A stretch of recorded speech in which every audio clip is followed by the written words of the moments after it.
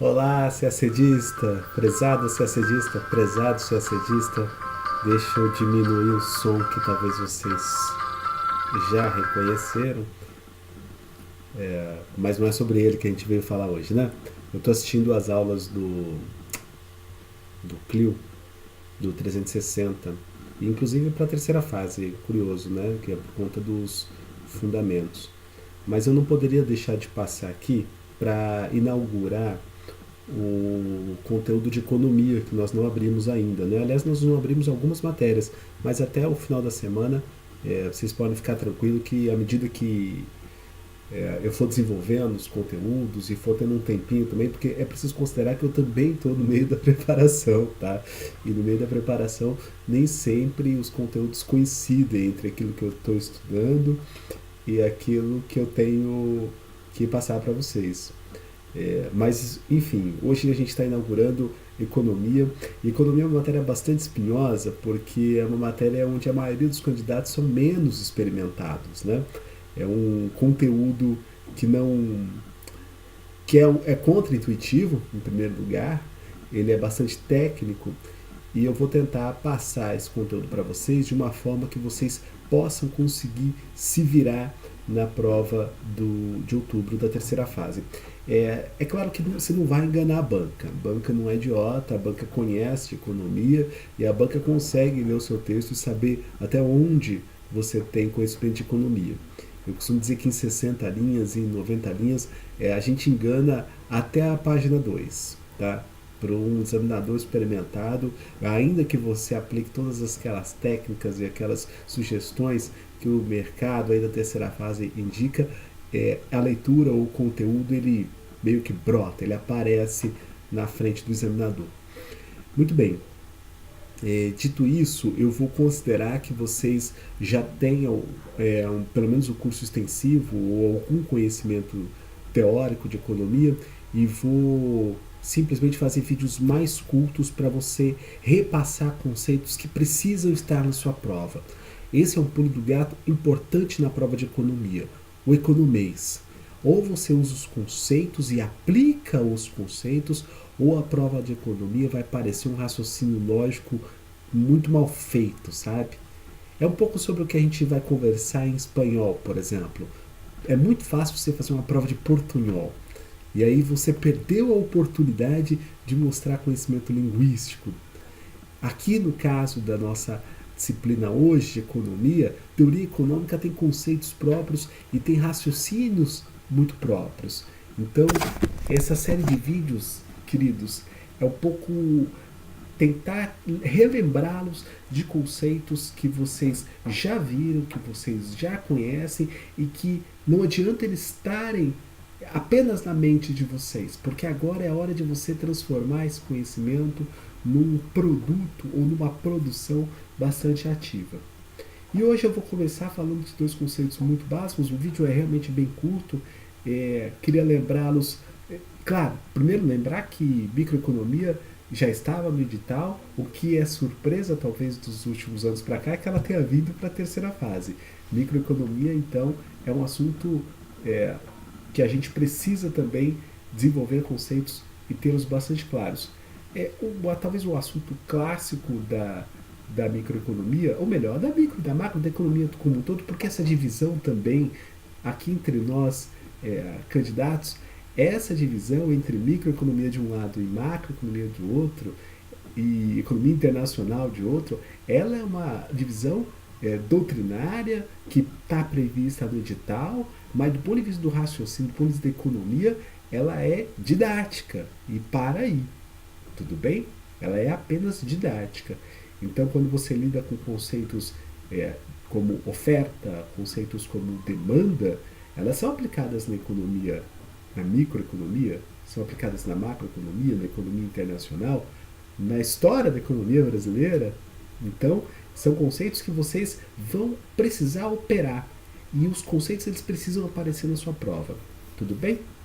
Então, eu começaria lembrando os senhores que a economia só existe porque existe escassez. Sem a escassez, talvez a teoria econômica não existisse. Eu sei, existe aí já uma galera estudando a questão da abundância, do excesso, mas vamos falar de terceira fase da nossa prova, beleza? E aí a gente consegue ser um pouco mais pragmático. Então, teoria econômica existe por escassez. E quando existe escassez, nós, agentes econômicos, sejamos os indivíduos, as famílias, as empresas, o governo, nós precisamos fazer escolhas. E é sobre a perspectiva da escolha que a teoria econômica é útil. Então, de um lado, nós temos fatores de produção limitados e, de outro lado, nós temos desejos ilimitados. E nessa perspectiva, nós precisamos fazer as escolhas. Então, quando se faz uma política expansionista, é porque nós vamos ter que abrir mão de, sei lá, de controle fiscal, de controle das contas públicas. Há quem diga que não, mas nós conversaremos sobre isso também. O que eu quero que vocês guardem nesse momento é esse paradigma da escassez que sustenta a teoria econômica e a necessidade da teoria econômica quando a gente trabalha com escolhas. Beleza? Fatores de produção limitados de um lado e desejos ilimitados do outro. Um conceito fundamental que a gente não pode deixar de mencionar na nossa prova de teoria econômica, naturalmente, é o custo de oportunidade. Afinal de contas, as análises econômicas elas diferem um pouco da análise contábil. Né? Se você pega, por exemplo, o custo, sei lá, um custo de um sapato que você compra, ou de um tênis, enfim, ele custa aí, vou chutar, tá? Pelo amor de Deus, vamos supor que ele chute R$ 500. R$ 500 é o valor contábil dele. Agora, se você deixou de comprar, ao comprar aquele sapato, deixou de comprar, sei lá, um engradado de cerveja, um bom vinho, bem, você percebe que você deixou de comprar outras coisas porque comprou o sapato. Esse é o custo de oportunidade. Esse é o custo que serve para análise em teoria econômica. Então, ó, até aqui nós já vimos algumas coisas importantes. Nós já vimos paradigma da escassez, nós já vimos a necessidade da teoria econômica para análise das escolhas e nós vimos o custo de oportunidade. Beleza? Fatores de produção. Aí lá no.